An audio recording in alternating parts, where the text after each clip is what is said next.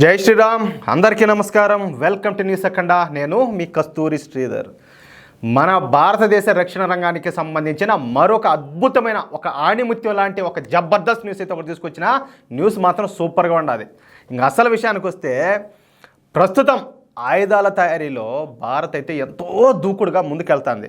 అది ఎంత దూకుడుగా అంటే ఇప్పుడు భారత్లో ఈ ఆయుధాల తయారీ సంస్థల మధ్య పెద్ద ఎత్తున అయితే పోటీ నెలకొనింది. మామూలుగా అయితే చిన్న చితక వ్యాపారాల మధ్యలో పోటీ ఉండేది, అది వేరే విషయం. అట్టాడిది ఈ ఆయుధాల తయారీ సంస్థల మధ్య ఈ పోటీ అంటే ఏదో మామూలు విషయమా? మామూలు విషయం కాదు కదా. కానీ మనం ఇంకా ఆయుధాల తయారీలో అభివృద్ధి చెందాల్సి ఉన్నదన్నమాట. ఇప్పుడు భారత్లోకి మరొక అతిపెద్ద ఆయుధ తయారీ సంస్థ అడుగుపెట్టింది. అదే టారస్ ఆర్మాస్ ఎస్ఏ అనే సంస్థ అనమాట. ఈ టారస్ ఆర్మాస్ సంస్థ బ్రెజిల్కు చెందిందనమాట. దీన్ని 1939లోనే స్థాపించారు. అంటే రెండవ ప్రపంచ యుద్ధానికి ముందే ఈ ఆయుధాల తయారీ కంపెనీను స్థాపించారు. ఇది ప్రపంచ ప్రసిద్ధి చెందిన 10 ఆయుధ తయారీ సంస్థల్లో ఈ టారస్ ఆర్మాస్ కూడా ఒకటి. అర్థమవుతుందా మీకు? సహజంగా మన భారత్లో తీవ్రవాద సమస్య ఎక్కువగా ఉన్నట్టే. అంటే మనకు తెలిసిందే కదా, ఈ పాకిస్తాన్ నుంచి ఈ టటోళ్ళంతా లంగాగాళ్ళంతా వచ్చారు, ఏడేదంతా ఈడంతా చేద్దామని చెప్పి. కానీ అంత సీన్ లేదనుకో, అది వేరే విషయం.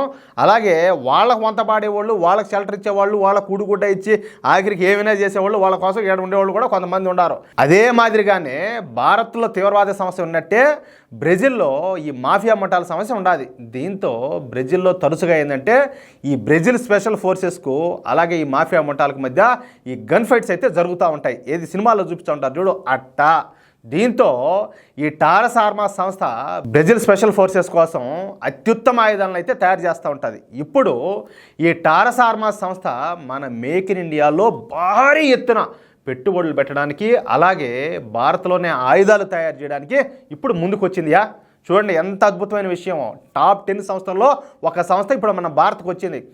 భారత్లోని ఈ Jindal defence systems private limited సంస్థతో కలిసి ఈ టారస్ ఆర్మాస్ సంస్థ వివిధ రకాల ఆయుధాలను మన దేశంలోనే తయారు చేయనున్నారన్నమాట. అర్థమవుతుంది మీకు? చూడండి, ఇందుకు మోడీ గారు ఈ make in India Atmanirbhar Bharat పెట్టింది దీనికోసమే అనమాట. ఇక ఈ 2 రక్షణ రంగ సంస్థలు కలిసి మన దేశంలోని డిఫెన్స్ ఫోర్సెస్ కోసం అలాగే రిజర్వ్ బలగాల కోసం అలాగే మన కేంద్ర బలగాల కోసం అలాగే స్పెషల్ ఫోర్సెస్ కోసం అత్యాధునికమైనటువంటి ఆయుధాలను తయారు చేయనున్నారనమాట. ఇక ఈ ఆయుధాల తయారీ ఫ్యాక్టరీను హర్యానాలోని హిస్సార్ అనే ప్రాంతంలో దీన్ని నిర్మిస్తున్నారు. ఇప్పటికే ఈ ఫ్యాక్టరీ నిర్మాణం కూడా ప్రారంభమవడం ఇక్కడ విశేషం. ఇక ఈ 2 రక్షణ సంస్థలు కలిసి రైఫిల్స్, కార్బైన్లు, submachine guns, machine pistols, revolvers ఇలాగా ఎన్నో తయారు చేయనున్నారు. ముఖ్యంగా ఏంటంటే యాంటీ టెర్రరిస్ట్ ఆపరేషన్స్ నిర్వహించడానికి కావాల్సిన ఎన్నో అత్యాధునికమైనటువంటి రైఫిల్స్ను ఈ ఫ్యాక్టరీలో తయారు చేయనున్నారన్నమాట. అర్థమైందా?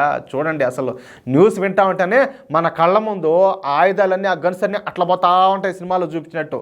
ఇక సంవత్సరానికి ఏకంగా 2,50,000 వివిధ రకాల రైఫిల్స్ను మన భారతదేశంలో అర్థమవుతుందా మన భారతదేశంలో తయారు చేయడం ఇక్కడ మరొక కీలక విషయం.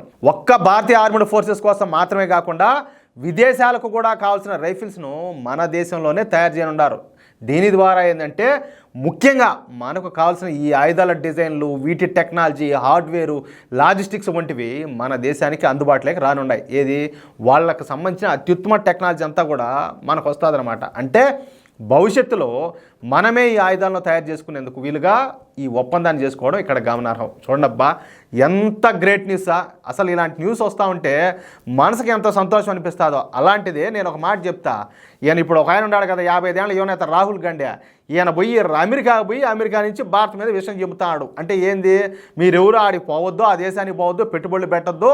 మీరు ఆడిపి పెట్టుబడులు పెట్టారంటే అక్కడ భారత ఆర్థిక వ్యవస్థ పెరిగిపోతుంది, మోడీకి మంచి పేరు వచ్చాది, భారతీయ జనతా పార్టీ మంచి పేరు వచ్చాదని చెప్పేసి అక్కడ బీ కూర్చొని లంగాలు అత్తుకో వ్యాపారాలన్నీ చేస్తారు.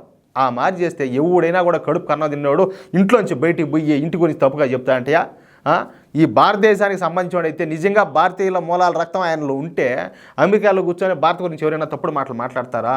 అంటే ఏంది, ఇప్పుడు ఎవరైతే ఈ దేశంలో ఉన్నారో ఆదానీలు కావచ్చు, అంబానీలు కావచ్చు, వాళ్ళ మీద ఎప్పుడు చూసినా విషయం చెబుతాడు. ఎందుకు? వాళ్ళు ఇక్కడ లక్షల కోట్ల పెట్టుబడులు పెట్టి కొన్ని లక్షలాది మందికి ఉపాధి అవకాశాలు కల్పిస్తూ ఉన్నారు, ప్రత్యక్షంగా పరోక్షంగా. మీకు తెలియదే ఉన్నది ఎంతమందికి వాళ్ళు ఉపాధి కల్పిస్తూ ఉంటారు. వాళ్ళు ట్యాక్స్లు ఎవరికి కడతారు మీరు చెప్పండి? వాళ్ళు ఏమైనా అమెరికాకి కడతారా, లేకపోతే ఇది నేను చెప్పినట్టు ఏమైనా బ్రెజిల్కో లేకపోతే ఇంకెక్కడికైనా ఎవరికైనా కడతారా? వాళ్ళు సంపాదించే ట్యాక్స్లు కడతాను మన భారతదేశానికే కదా, దానివల్ల అభివృద్ధి చెందేది ఎవరు? మన భారతదేశమే కదా. కానీ ఏంటంటే వాళ్ళని ఏ విధంగా అయినా నాశనం చేయాలా. ఎగుడో అంటే మన దేశానికి మొగలాయిలు వచ్చినట్టు, మన దేశానికి బ్రిటిషర్లు వచ్చినట్టు, ఈ పచ్చికి వచ్చినట్టు ఒకడు ఉన్నాడు కదా జార్జ్ సోరేస్ గడ, అంటే ఓడు పెద్ద వ్యాపారవేత్త అనమాట. అలాంటి వాళ్ళని తీసుకొచ్చి ఇండియాలో కూర్చోబెట్టి ఓడికి సర్వం అప్పగించి భారతదేశాన్ని తిరగా మరగా వేసి నాకియాల. అది ఇట్లా ప్లాను. చూడండి మోడీ గారికి ఇదో ఈ సన్నాసోడికి ఎంత తేడా ఉండదో మీరే ఒకసారి ఆలోచించండి. అది ఈ వీడియోపై మీ యొక్క అమూల్యమైన అభిప్రాయాలు దయచేసి ప్రతి ఒక్కరు కూడా కామెంట్ రూపంలో తెలియజేయాలని చెప్పి కోరుకుంటూ, అలాగే ఈ వీడియో నచ్చితే దయచేసి లైక్ చేయడంతో పాటు ఈ వీడియోని 10 మందికి షేర్ చేయండి. అలాగే ఇంతవరకు ఎవరైనా కూడా మన ఛానల్ సబ్స్క్రైబ్ చేసుకోకపోతే దయచేసి తప్పనిసరిగా ప్రతి ఒక్కరూ మన ఛానల్ సబ్స్క్రైబ్ చేసుకోండి. మేము అందించే ప్రతి విలువైన వార్తను మీరు చూడాలనుకుంటే తప్పనిసరిగా బెల్ సింబల్ క్లిక్ చేశారంటే మేము ఎన్ని వీడియోలు చేస్తే అన్ని వీడియోలకు సంబంధించి మీకు నోటిఫికేషన్ వస్తుంది. 10 మందికి షేర్ చేయడం మాత్రం మర్చిపోవద్దు. మీలో ఒక్కరికైనా లేదా ఒక గ్రూప్కైనా కూడా ఈ వీడియోని షేర్ చేయండి. Please please please. జై శ్రీరామ్.